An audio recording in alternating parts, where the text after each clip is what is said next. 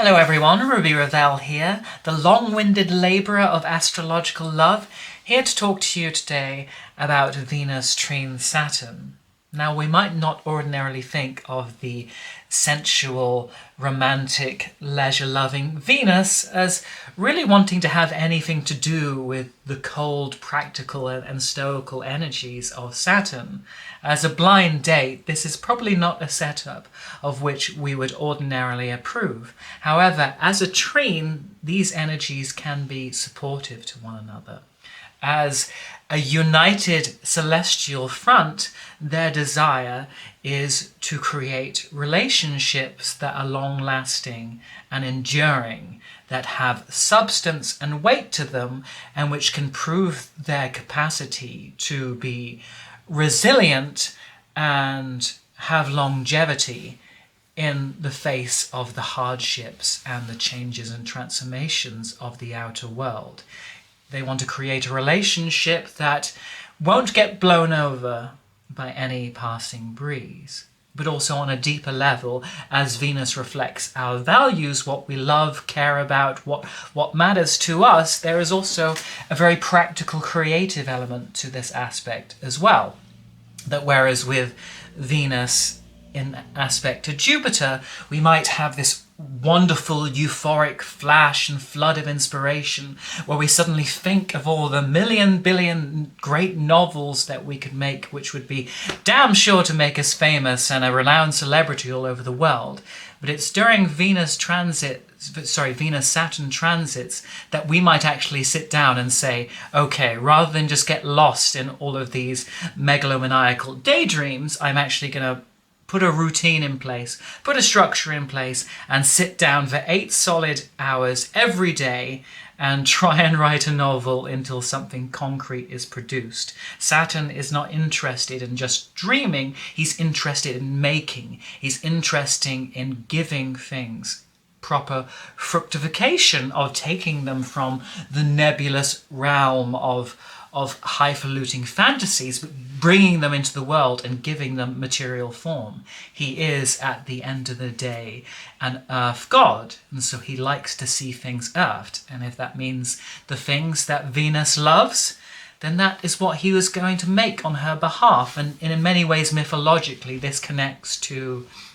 Aphrodite's marriage with Hephaestus, with whom she was paired, because Hephaestus is a form of Saturn in that he was this amazing, albeit crippled, blacksmith who was capable of producing the most wonderful pieces of jewelry and objets d'art that all of the other Olympian gods adored and worshipped him for. And that meant he could make beautiful things for Aphrodite. He could make her famous girdle and all these lovely things that only further serve to enhance and accentuate her beauty. And whilst mythologically that marriage did not work out, because Saturn generally is not a demonstrative lover and is more likely to show his commitment to you in practical, material ways rather than emotive or romantic ones,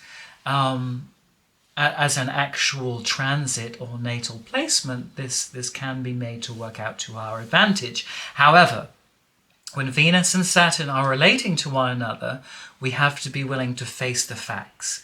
We have to be willing to cut through and dispel whatever illusions or unrealities or false hopes or private deceptions we have relating to our partnerships and connections with others, and just look at them for what they really are. And that's why there's a certain neutrality about this aspect. When I was looking back through transits of it of my own, I could see that many good and also unpleasant things had occurred under Venus Trine Saturn transits, but that they all had to do with just facing the facts of the situation and then making decisions based on those facts. So sometimes very positive, very enjoyable periods during relationships can surprisingly unfold during this aspect, where if we do have a solid, real connection with someone, where we feel we have a mutual respect and overlap of of values for one another, that we feel that there is a certain safety in our connection, that a bedrock has been laid that looks like it can sustain us into the future, then we can feel really safe and protected with our partners and with our friends and with those close to us, under this aspect, because it feels like the relationship is real. It's not just something we've imagined. It's not just a daydream or a whirlwind romance that we got swept along by. It's something tangible and enduring and lasting, that feels like it will carry on enduring in our life, that we don't have to worry will suddenly be snatched away. Because if we contrast this to other Venus aspects, like Venus in relationship to Neptune, when we're in that Neptunian phase with someone else, where we feel this magical otherworldly being has come into our life and they've suffused it with so much glamour and spiritual gloss, and given this feeling of meeting this wonderful creature from another dimension who is made just to come into our lives and exalt it and make it a bit more fantastical and ensorcelled. When that wears off and we start to see the ordinary human being who snores in their sleep, or pisses us off by chewing too loudly or breathing too loudly, then Neptune very often says, oh, the dream's faded. I don't like that. I'm going to swim away and seek for one where I can make the dream last a bit longer without those unpleasant warts of reality coming through. Likewise, when we're in the Jupiterian phase of a romance, Jupiter is often very expressive, very demonstrative in its love. It will meet you, it will want to sweep you off your feet, it will recite Shakespearean love sonnets to you, it will carry you dashing across the hills on the back of a horse, it will tell you everything that you've ever wanted to hear, and more.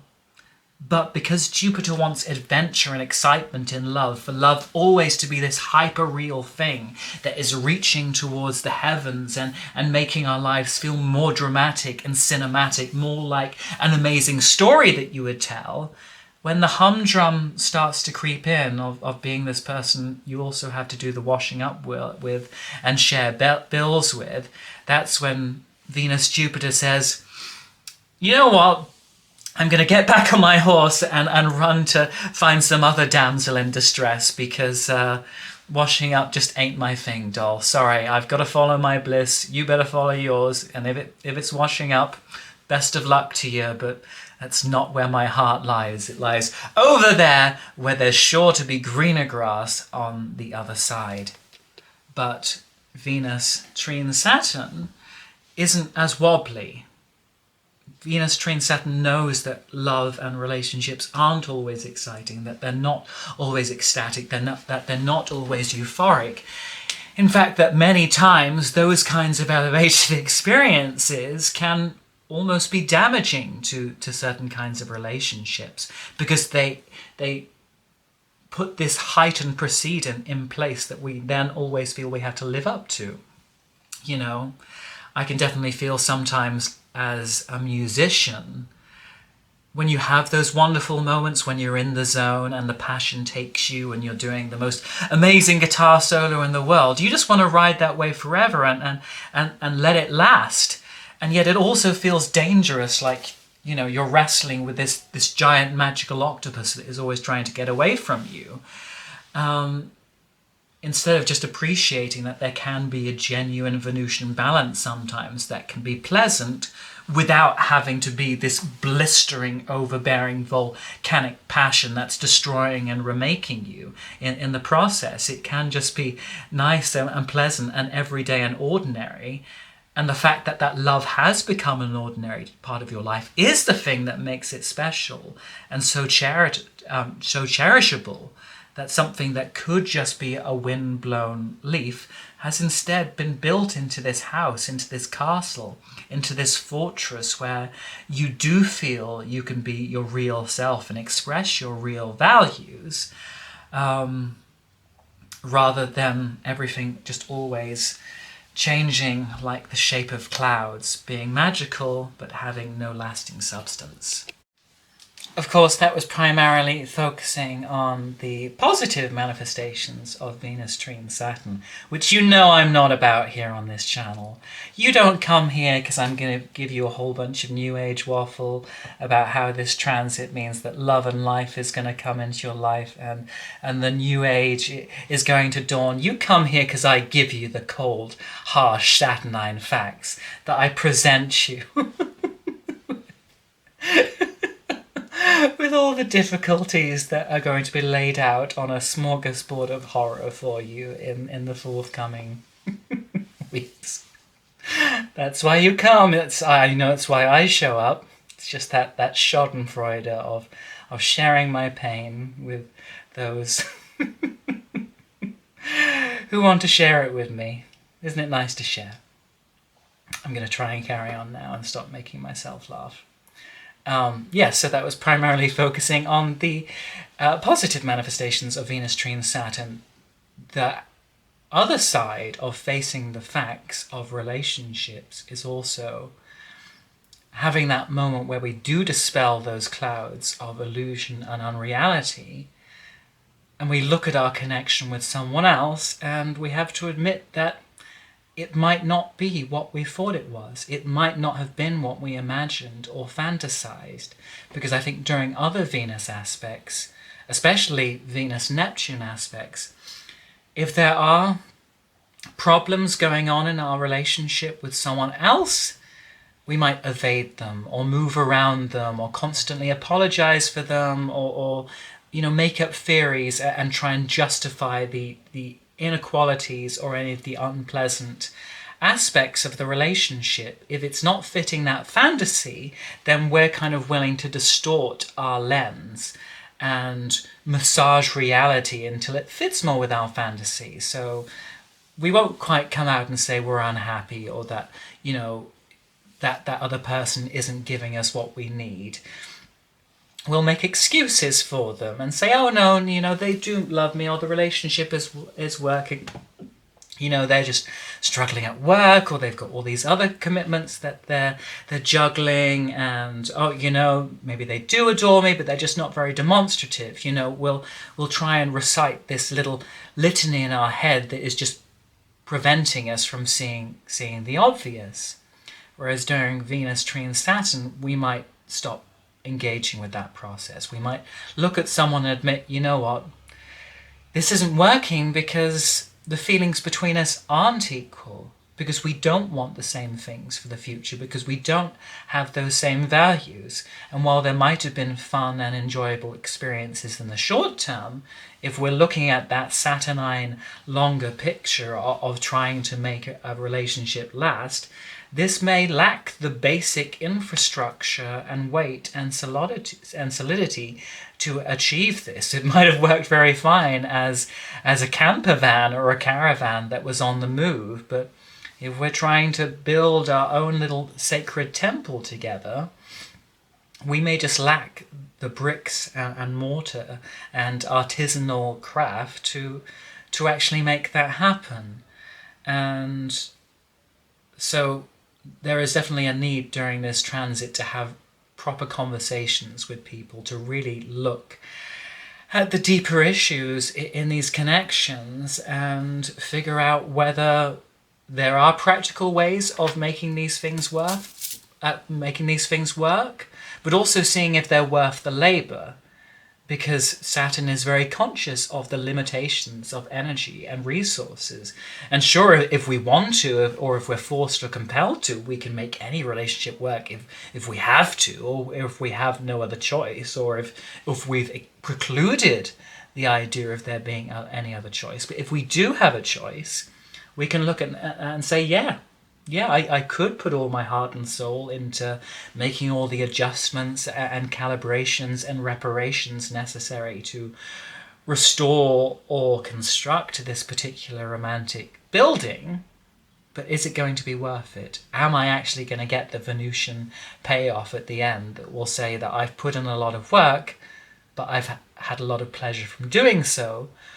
Or is it building a wonderful structure only to find that it still feels desolate within, that relationship will never quite feel like the home that we hoped it would become. I would say that Saturn and Venus together usually means that if we do have to have any of these difficult conversations, if we do have to draw the line in the sand between us and our connection with someone else, usually they are able to make us do it with diplomacy and maturity to resolve these things in an amicable and adult manner without there being the necessity for big explosions and screaming matches. However, we do have Mars opposite Pluto occurring at the same time, and all of the Uranus aspects as well, so that might undermine some of the neatness and preservation of emotional pride that this aspect might otherwise bring into those situations. But sometimes also this aspect can also cause help us to achieve reconciliations with people, to come to some sense of closure with some people we may have been distant with in the past or had disagreements with, that we can have the maturity but also the strength in ourselves sometimes during this time to let bygones be bygones, to release our attachment to past events and experiences, and to welcome people back into our lives with an acceptance of what the relationship now can be, but also what it can't. We know the extent to which we can trust someone and how well we can work with them, but also those areas where there will probably always be stony ground in which things will not flower as we may once have wished they could have, and yet which we learnt from experience was not the case. All of my previous remarks notwithstanding, I would also caution that this particular transit might play out slightly differently because Saturn is currently in Pisces, a sign in which he does not behave like himself.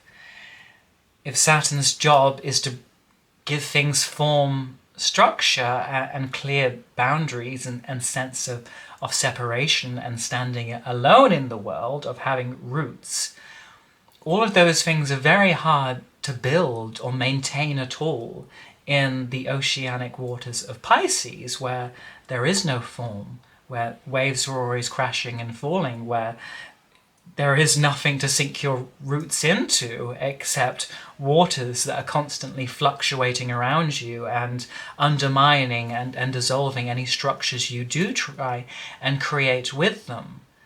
Now, there tends to be a lot of people just saying, oh, Pisces has no boundaries, Pisces has no boundaries, but we need to understand why Pisces typically doesn't have boundaries. It's because in the 12 steps that we go through in the zodiac, we go from this point of Aries at the beginning, where you have the individual coming alone into the world as a separate being that has to fight and distinguish itself against a collective that is trying to pull it back into the grey embryonic mass from which it has just removed itself, and gradually going through this process of understanding and experiencing of self-mastery and growth and loss and letting go before it comes to the end, to Pisces, where it eventually realizes that rather than just being this one pinpoint of ego and individualism amongst the rest of the world, it realizes that it is the entire world, that it is infinity, that there is no real separation, there is just the infinite ocean of endless consciousness experiencing itself in the illusory rising and falling of an endless sequence of different forms coming directly from the imagination of God. And when you experience reality on that level, then the idea that there is any separation, that there is any true boundaries between us and another person, just seems like an illusion, which on a quantum mechanical level it is. There is nothing separating my atoms from yours. There is just this endless quantum soup of energy in which we are all bubbling as part of this magical weird broth that we call reality. But on an everyday level, in order to function, we also have to pretend that we are separate physical objects. Otherwise, we'll try and walk through walls, which I've got no doubt some high-mastered yogis can do, but most of us will just bump our head and cause a wound. But it's also the same when we don't recognize or respect the boundaries between us and other people. Even if we have that Piscean Neptunian experience of being psychic, of being this person who is incredibly receptive to energies, where we feel everything that's coming off of us to the point where we can say we're separate beings, but if we're having those persons' experiences as well as ourselves, where does the line in the sand get drawn? Because it doesn't, because those waters are always eroding it. And where I stop and where another begins is actually a rather nebulous and vague and confusing thing, to the point where it undermines the concept of having an individual identity or ego at all. And I think this is something that any psychic or spiritual or mystical person has to confront at some point, of having this awareness of other realities, having a strong awareness of the unspoken feelings, thoughts and fantasies of other people, but also having to respect that even though you may see those things, the other people are not necessarily aware that that's the level of reality that you're operating on, and therefore you can't just go barging into their private realities. You have to respect that unless they have openly invited you in or opened that doorway, you can't go smashing it down just because you know on a deeper cosmic level it isn't really there. Because to face someone unbeknownst with their deeper subconscious material that they think they've hidden from you, or which they've even succeeded in hiding from themselves, can be deeply irresponsible and traumatic if a person hasn't reached a point where they are ready to access that. And that can be a mistake we can all make at times. It's a very steep learning curve. I have Saturn in the 12th in my own chart, and that's something I have had to work on a great deal. And it's a very weird experience, because on the one hand you have this deeper knowledge and experience of being interconnected with everyone else in existence, and yet the reality is you're experiencing that, but you're experiencing it alone in isolation, whereas most other people aren't living on that level of reality. And so you're experiencing infinity and endless interconnectedness, and yet that experience contradictorily isolates you from everyone else at the same time. It isolates you from some of the comfort and false reassurance of just getting to be an ordinary human being. And that is enough to drive you mad at times. And when we experience that kind of quantum envelope, where even being at a great distance from another person doesn't mean that we aren't still experiencing a sense of being powerfully spiritually collected on them on a higher level, time and space seem to matter as well. Even those don't give any structure or boundaries to an existence. And it makes me think of how even when a relationship with someone ends on a physical level, where we've said, bugger off, I don't want to see you ever again, get out of my life, we may still be deeply attached to that person on a spiritual and emotional and psychological level. And even though we've cut them out of our lives and don't see them anymore, we still see them every day in our fantasies, in our thoughts, in our memories, to the point where it's like, this relationship is still existing because we're still attached to it, because it is still ingrained in who we are. It's still part of the private fantasy and cinema that we experience every day. That person may not be holding our hands there anymore in a physical reality, but in a private, emotional one, that's what we feel constantly. And that can be confusing sometimes when we think that we're looking for new relationships, we think we're inviting new people into our life, and yet on the imaginal level, all of those people we've lost are still right there with us, and our attachment to them can prevent us from opening up to new connections in our life. So having given you some background as to how Saturn in Pisces or Saturn in the 12th house can experience life and reality, and its understanding that boundaries are no boundaries and that no boundaries are boundaries, can explain some of the ways in which Pisceans or Neptunian people can respond to these issues, in that it's not unusual sometimes with those types of people, when they have been confronted with a hard boundary in a relationship, that their only way of dealing with it is to just run away and withdraw completely.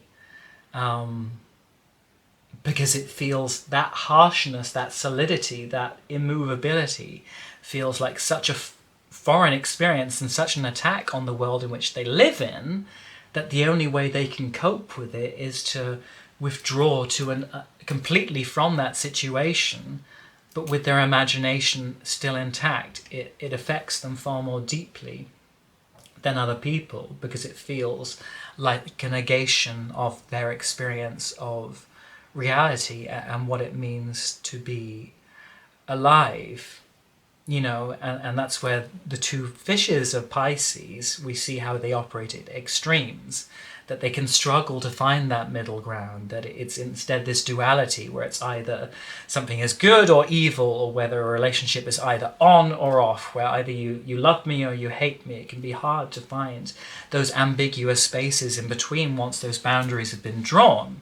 When they're not there, it's fine, it's comfortable in that ambiguity, but once something has been put in place, it can find it really hard to figure that out, because you don't have walls in the sea. So sometimes when Saturn in Pisces reaches a point where it doesn't want to be in your life anymore, or it feels that it can't, or that it's afraid that you will reject it, rather than having those conversations, rather than sitting down and working things out, it might just say, I can't face this.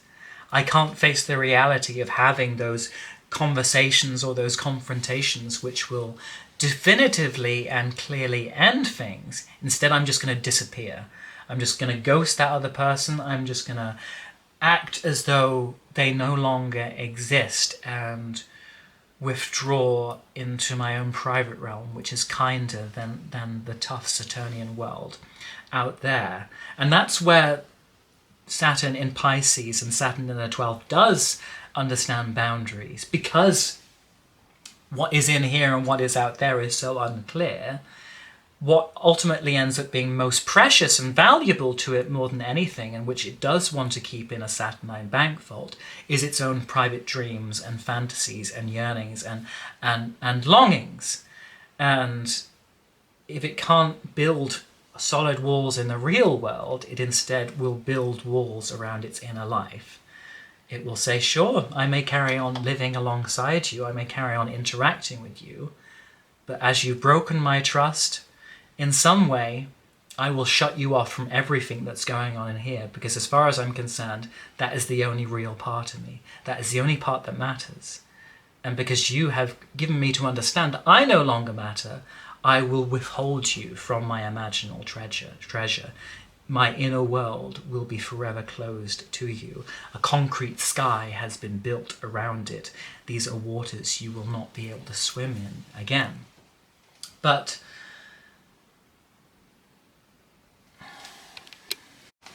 there's another reason why Saturn in Pisces or Saturn in the 12th might just ghost you, or just depart from your life abruptly without giving a clear ending or explanation for why. It's because when you do that, when you leave things hanging, where you haven't neatly tied things up, then maybe things also haven't properly ended.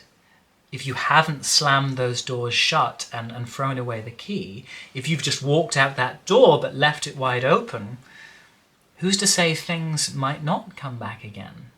And, again, once Saturn in Pisces has let someone into its inner world, it can be very hard to remove the stain, to remove the crimson patches that they have left.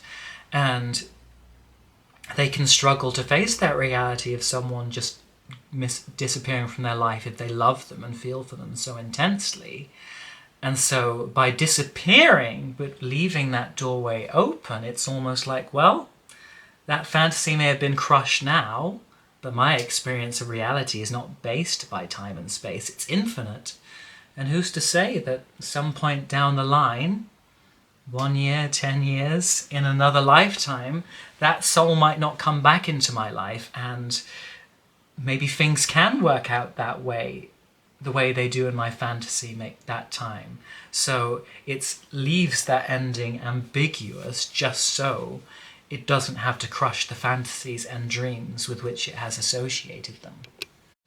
So yeah, it's a confusing placement. I know that most of my relationships really take place on a spiritual level, as dreams, as memories I haven't let go of and which I still re-experience every day, hoping that through going through the mantra and the repetition of dreaming them again, I will somehow make them more real. And I think that's the ultimate hope of Saturn in Pisces, is to take those dreams from the other world and to somehow find a way of making them anchored in this one, to take those waters and to congeal them into something that we can actually touch and interact with, but without losing that malleability, that we can still have that experience of combining with that other person in some kind of spiritual fusion where the limitations of matter don't crush the mystical longing that we feel for that other person. But also that can apply to the artistry of this aspect as well, in that because it does, Saturn in Pisces has such a strong connection to the imaginal realms, it can be this amazing craftsman who can take these amazing images that it sees in the magical realms of Fae and then try and translate them into the physical reality of craftsmanship and physical labor. And I had a dream about 2 weeks ago where I was looking to find a proper old-fashioned crusty fisherman. You know, the type with the yellow jackets and the hats and the big grizzly white beards. And I realized that was a perfect symbol for Saturn in Pisces. That Saturn is usually personified as an old man or woman who might be somewhat imposing or intimidating or authoritative, but who also has the weight of experience on their side, who has a lifetime worth of experiences that they can consolidate as wisdom and therefore share with other people. And the fisherman is Saturn in Pisces. It is someone who has spent their whole life interacting with those waters, and yet, like a fisherman, finding a way of also remaining detached and aloof from them at the same time, to work within those waters and to enjoy the fruits that come from them, but without being drowned and consumed by them at the same time. And this is where we learn the patience of Saturn in Pisces, who understands that in order to catch dreams, we have to be able to wait like the fisherman, to sit there in stillness, to sit there in meditative equipoise and allow things to come to us. Instead of being like Captain Ahab going mad with his Shakespearean obsequies and throwing himself into the ocean with a harpoon to try and impale Moby Dick. This is someone who sits and waits and lets the fish of the subconscious realm come to him. And that means not just creative ideas and breakthroughs, but also psychological breakthroughs as well. That when we are in that place of confusion, of depression, when we are sitting in that void and don't really know what we're doing, Saturn in Pisces says just sit with that confusing, sit in that cloud of unknowing and let things come in their own time. Don't chase them, don't get frenzied, don't get frenetic, just allow yourself to sit calmly with your boat bobbing on those waves and waters, whatever the weather's like. And when the time is right, if you have that full stillness, those fish from the subconscious realm will trust you and they will bite your hook. And they make for very good eating, like the famous salmon from the Irish tale, who the person who eats it will be blessed with all-knowing and complete Celtic wisdom. Anyway, I hope you enjoyed that. It was kind of like 2 videos in one, wasn't it? Venus, Trine, Saturn, and then a longer exploration of Saturn in Pisces or in the 12th. Aren't you lucky devils? If you have your own experience with this aspect, with Venus trine Saturn, or with Saturn in Pisces, or the 12th, please do leave comments. I would love to hear from you. If you want any advice or spiritual counselling or astrology done by me, you can contact me at thestarsunraveled@outlook.com. Not Hotmail, like I erroneously Mercury retrograde said in my last video. It's Outlook, not Hotmail. You can follow me on Instagram at astrologyandunderwear.com. Astrology and Underwear. And you can support me on Patreon at www.patreon.com/thestarsunraveled. So many different seas you can swim in to get to this Neptunian goddess. Aren't you lucky, folks? Anyway, there will be more videos on the way. I might make another part to this because I feel it's quite a complex one, an interesting one to explore. I will be making one about Venus in the ingress of Venus into Cancer on May 7th. But that is all from me for now.